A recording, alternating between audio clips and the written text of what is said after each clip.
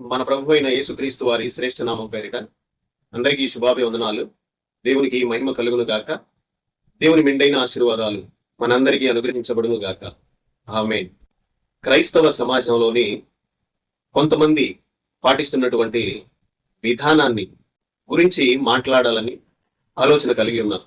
క్రైస్తవుడు అనగా మూఢ విశ్వాసాల విషయంలో, పాపము విషయంలో, ఈ లోకానుసారమైనటువంటి సంస్కృతులు, ఈ లోకానుసారమైనటువంటి ఆచారాలు, వీటన్నిటి విషయంలో చనిపోయిన వారు, మారు మనసు పొందినవారు, ముఖ్యంగా కులం విషయంలో మారు మనసు పొందినవారు. క్రైస్తవులందరూ కూడా ఆదాము నుంచే ఈ ప్రపంచ మానవాళి వచ్చింది అని నమ్ముతారు. అది బైబిల్ గ్రంథం చాలా స్పష్టంగా చెప్పింది. ఆ మాటను ఎవరైతే నమ్ముతున్నారో వారు దేవుని మాట యందు విశ్వాసం ఉంచారు అని అర్థం. ఇంతకు ముందు మానవాళి ఎలా వచ్చింది అని అంటే వేరు ఆలోచనలు కలిగి ఉన్నారు. వాటన్నిటినీ వ్యతిరేకించి అందరూ కూడా ఒక మనిషి నుంచే వచ్చారు అని దేవుడు చెప్పిన మాటను నమ్మినట్లయితే మారు మనసు పొందిన వారు అవుతారు. వారికి గతంలో ఉన్నటువంటి ఆలోచన విషయంలో ఎవరైతే మానవులందరూ ఒక మనిషి నుంచి వచ్చారు అని నమ్మట్లేదో వారు బైబిల్లో దేవుడు ప్రత్యక్షపరచినటువంటి ఆయన మాటను అంగీకరించడం లేదని అర్థం. రకరకాల విశ్వాసాలు ఉన్నాయి ఈ లోకంలో. ఒక్కొక్కళ్ళు ఒక్కొక్క దాన్ని విశ్వసిస్తున్నారు. నేనైతే క్రైస్తవుడు గురించి మాట్లాడుతున్నాను. క్రైస్తవుడు ఈ ప్రపంచ మానవాళి ఆదాము నుంచి వచ్చినది అని నమ్ముతున్నారు. కనుక మానవులలో కులతత్వము, ప్రాంతీయ తత్వము ఇవేవి ఉండవు. ఎందుకు అనంటే మానవుడు ఎక్కడున్నా సరే మానవుడే, తోటి మనిషితో సమానమైన వాడే. ఎందరైతే తోటి మనిషి నా వంటి వాడే అని అంగీకరిస్తారో వారే క్రైస్తవులు. ఎవరైతే ఒకళ్ళు తక్కువ ఒకళ్ళు ఎక్కువ అని కులాన్ని బట్టి మాట్లాడుతున్నారో లేదా కులాన్ని బట్టి వ్యవహరిస్తున్నారో వారు క్రైస్తవులు కారు. ఎందుకంటే కులంలో ఒకరు తక్కువ ఒకరు ఎక్కువ అనేటటువంటి ఒక భావన ఉంది. కులాన్ని పట్టుకొని వేలాడబడేవారు అందరూ సమానము అనంటే అంగీకరించలేరు. సరే, దేవుని గురించి తెలియని వారు అలాంటి ఆలోచన కలిగి ఉండవచ్చు. యేసు ప్రభు యందు విశ్వాసమును కలిగి ఉండని వారు అలాంటి భావనలో ఉండి ఉండవచ్చు. కానీ క్రైస్తవునిగా మారిన వారు ఈ లోకపు ఆలోచనలు, ఆచారాలు, పాపము వీటన్నిటి విషయంలో మరణించిన వారు అలాంటి ఆలోచనలు కలిగి ఉండటానికి వీలేదు. అయితే విచారకరమైన విషయం ఏంటి అని అంటే క్రైస్తవ్యంలో కొందరు కుల వివక్షను కనబరుస్తూ ఉన్నారు. విశ్వాసులు కానివ్వండి, పరిచర్య చేసేవారు కానివ్వండి, ఆఖరికి సేవకులుగా చెప్పుకుంటున్న వారు కానివ్వండి, ఈ కులతత్వంలో మేము ఇరుక్కోలేదు అని చెప్తూనే వాళ్ళు ఆ తత్వాన్ని బయట పెట్టుకుంటూ ఉన్నారు. కొంతమంది విశ్వాసులు వారి యొక్క ఆలోచనలు బట్టి నడుస్తూ ఉన్నారు. అందరూ సమానము అనే భావనలోనికి రాలేకపోతున్నారు. వారికి దేవుని యొక్క ప్రత్యక్షత రాలేదు. కొంతమంది సేవకులు ప్రార్థనా కూటాలు ఏర్పరిచినప్పుడు సంపూర్ణంగా మారు మనసు లేనివారు, మారు మనసు అంటే ఎరుగని వారు, ప్రత్యక్షత లేనటువంటి విశ్వాసులు వాళ్ళ కులానికి చెందినటువంటి పాస్టర్లు మీటింగ్స్ ఏర్పాటు చేసినప్పుడు మాత్రమే వెళ్తారు. వేరే కులపు వాళ్ళు మీటింగ్స్ పెట్టినప్పుడు వెళ్ళట్లేదు. కారణం ఏంటి? ఎందుకు దేవుని ప్రార్థనలకు లేకపోతే దేవుని ఆరాధించుటకు మీటింగ్స్ కి వెళ్ళట్లేదు అని అడిగితే ఆ పాస్టర్ గారు మా కులం కాదు అని చెప్తున్నారు. అంతేకాదు, మా కులపు పాస్టర్ అయితే చాలా బాగా చెప్తారు, ఆ కులపు పాస్టరు వాక్యం చెప్పడం రాదు అని మాట్లాడుతున్నారు. కులభేదాన్ని చాలా స్పష్టంగా కనబరుస్తున్నారు. అంతేకాదు, ఆ యొక్క సంఘంలో ఆ కులానికి సంబంధించినటువంటి వాళ్ళు మాత్రమే పెత్తనాలు చేస్తున్నారు. వారికి ఇచ్చిన పని శక్తి వంచన లేకుండా చేయాలి అనే ఆలోచన పోయి దేవుని పరిచర్యలో మేము ఉన్నామనే సంగతి మరిచిపోయి పెత్తనాలు చేస్తున్నారు. క్రైస్తవ్యంలో, దేవుని సేవలో లేదా దేవుని పరిచర్యలో పెత్తనాలు అనేవి ఏమీ ఉండవు, బాధ్యతలే ఉంటాయి. ఆ సంగతిని వాళ్ళందరూ మర్చిపోతున్నారు. బహుశా వారికి ఆ గ్రహింపు కూడా ఉండట్లేదేమో అనిపిస్తుంది. ఇది విశ్వాసులకు సంబంధించినటువంటి విషయం.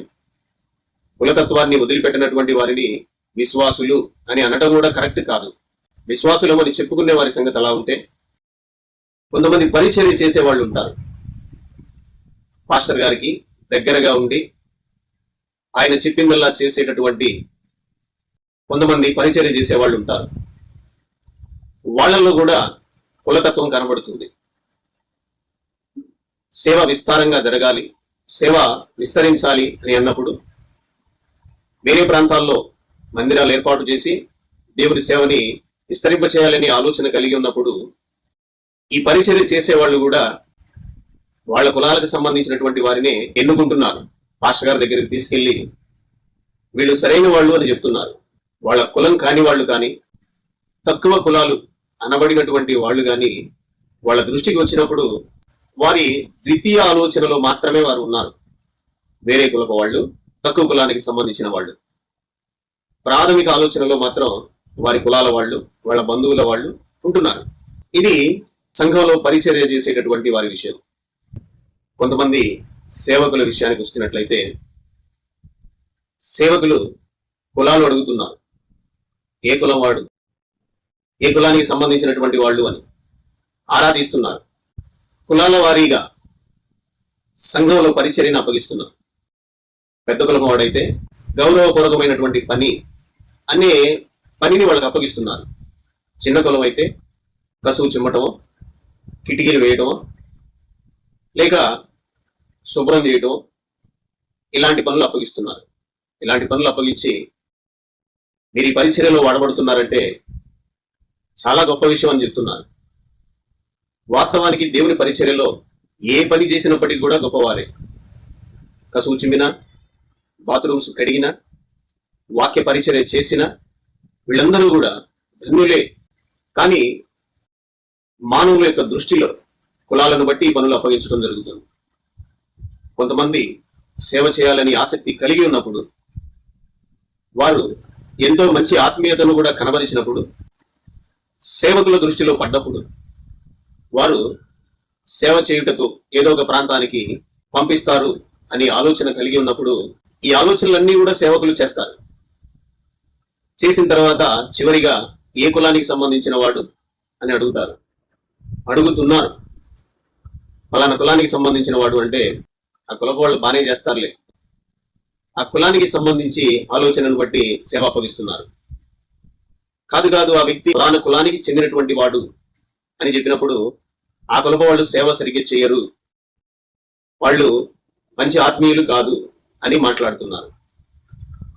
కానీ కొంతమంది విశ్వాసులు సేవ చేయాలనేటువంటి ఆసక్తితో దేవుని పిలుపును బట్టి ఎదురు చూస్తూ ఉన్నారు. కానీ వారికి పైన ఉన్నటువంటి వారు సేవకు అప్పగించటం లేదు.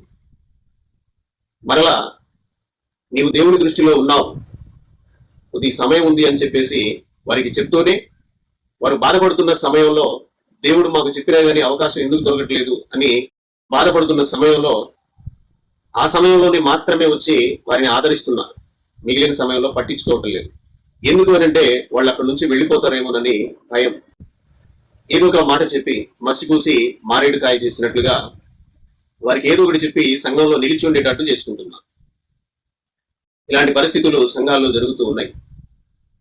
అయితే కొంతమందిని మందిర పరిచర్యలో వాడుకుంటే, కొంతమందిని విశ్వాసులను లాక్కుని రావటంలో, సంఘంలోనికి మాయమాటలు చెప్పి లాక్కుని రావటంలో వాడుకుంటున్నారు. అలాంటి వాళ్ళు సేవకుల యొక్క మెప్పు పొందాలని చెప్పి అనేక సంఘాల్లో నుంచి మనుషుల్ని మాయమాటలు చెప్పి లాక్కెళ్తున్నారు. మా దగ్గరికి చాలా మంది వస్తున్నారు చూడండి అని. విశ్వాసుల్ని కానీ, పరిచారకులు కానీ, సేవకులు కానీ చూస్తున్నప్పుడు కులతత్వం చాలా స్పష్టంగా కనబడుతుంది. కొంతమంది సేవకులు మరీ దారుణంగా ఎద్దేవా చేస్తున్నారు, ముఖాన్నే చెప్తున్నారు, మీ కులపు వాళ్ళు సేవ సరిగ్గా చెయ్యరు అని. ఇది చాలా దారుణం. ఎవరి శక్తి కొలది వారు చేస్తున్నారు. వీలైతే ప్రోత్సహించాలే గాని వారిని కించపరచకూడదు. ఇది కనీస ఇంగితం. కులాన్ని బట్టి, వాళ్ళు విడిచిపెట్టినటువంటి విశ్వాసాన్ని బట్టి క్రైస్తవుడు ఆత్మీయతను అంచనా వేయకూడదు. దయచేసి గ్రహించవలసిందిగా ప్రభు పేరిట మనవి చేస్తూ ఉన్నాను. సాతాను సులువుగా చిక్కులు పెట్టి మనల్ని పాపంలో పడవేయడానికి సాతానికి అవకాశం ఇవ్వకూడదని కోరుకుంటున్నాను. ప్రతి ఒక్కరూ వివేచించి ముందుకు నడవలసిందిగా మనవి చేస్తున్నాను. అనేకులు చెప్పారు, పలానా పరిచర్యలో మమ్మల్ని మా కులాన్ని బట్టి మా యొక్క ఆత్మీయతని లెక్కగడుతున్నారు, మీ కులప వాళ్ళు సరైన ఆత్మీయులు కాదు అని చెప్తున్నారు. ముఖానే చెప్తున్నారు, బాధ కలుగుతుంది, కోపం కలుగుతుంది అని చెప్తున్నారు. వాళ్ళు చెప్పిన మాటను బట్టి నేను ఈ సమాచారాన్ని క్రైస్తవ ప్రపంచానికి అందించాలని ఆశపడుతున్నాను. ఇది చాలా మందికి తెలిసినటువంటి విషయమే, నేను కొత్తగా ప్రస్తావిస్తున్నటువంటి విషయము, లేకపోతే నేను మాత్రమే బయటికి తీసుకొచ్చినటువంటి విషయము కాదు. గ్రహించవలసిందిగా ప్రభు పేరిట మనవి చేస్తున్నాను. దేవునికి మహిమకరంగా మనందరము నిలబడవలసిన వారమై ఉన్నాము. మనమందరము కూడా రాజులైన యాజక సమూహమై ఉన్నాము. అది మనము గ్రహించుకొని మనలో ఉన్నటువంటి చేదైన వేరును తొలగించుకోవాలని ఆశపడుతున్నాను. అలాంటి వారు అందరూ లేరు, చాలా కొందరు ఉన్నారు. వారు వెనుకున్న వాటిని మరవలేదు, వెనుకున్న వాటిని వారి స్వభావంలో గుర్తుంచుకున్నారు. గుర్తుంచుకోవటం మాత్రమే కాదు, పాటించే అంత బలహీనతలో ఇంకనూ ఉన్నారు. దైవజనాంగమా, గమనించండి, గ్రహించండి. దేవుని రాజ్య నిర్మాణంలో మనందరము కలిసి పని చేయాలి. ఇది దేవుని ప్రణాళిక ఉన్నది, దేవుని చిత్తమై ఉన్నది. దేవుని చిత్తము నెరవేరును గాక. ఆమేన్.